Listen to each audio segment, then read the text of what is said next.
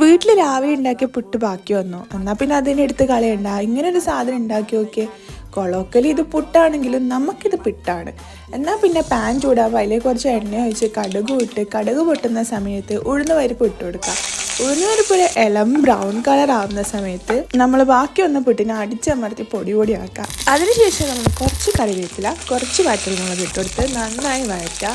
ആ സമയത്ത് ഏകദേശം ബ്രൗൺ കളറായിട്ട് വരും. പിന്നെ നമ്മൾ അതിലേക്ക് ചേർക്കേണ്ടത് ഒരു പച്ചമുളകും ഒരു ഉള്ളിയാണ് ചേർത്ത് കൊടുക്കുന്നത്. ഈ ഇട്ട സാധനമെല്ലാം ഒന്ന് മിക്സാക്കി വഴഞ്ഞു വരുന്ന സമയത്ത് നമ്മൾ കുറച്ച് മഞ്ഞൾപ്പൊടി, കുറച്ച് ഉപ്പ് ഇട്ട് കൊടുത്തിട്ട് നല്ലോണം പിന്നെയും വഴറ്റുക.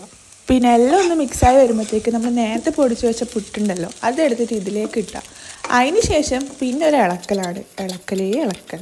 അങ്ങനെ ലോ ഫ്ലെയിമിൽ നല്ല രീതിയിൽ മിക്സ് ആക്കിയിട്ട് വരുമ്പോൾ നമുക്ക് ഈ ഒരു സാധനം കിട്ടും. ഇതാണ് പുട്ടുപ്മാവ്. അപ്പോൾ ഈവനിങ് സ്നാക്കായിട്ടോ ഇനി ബ്രേക്ക്ഫാസ്റ്റ് ആയിട്ടോ വേണമെങ്കിൽ നിങ്ങൾക്ക് കഴിക്കാം. അപ്പോൾ ട്രൈ ചെയ്ത് നോക്കി, നിങ്ങൾക്ക് എന്തായാലും ഇഷ്ടമാവും.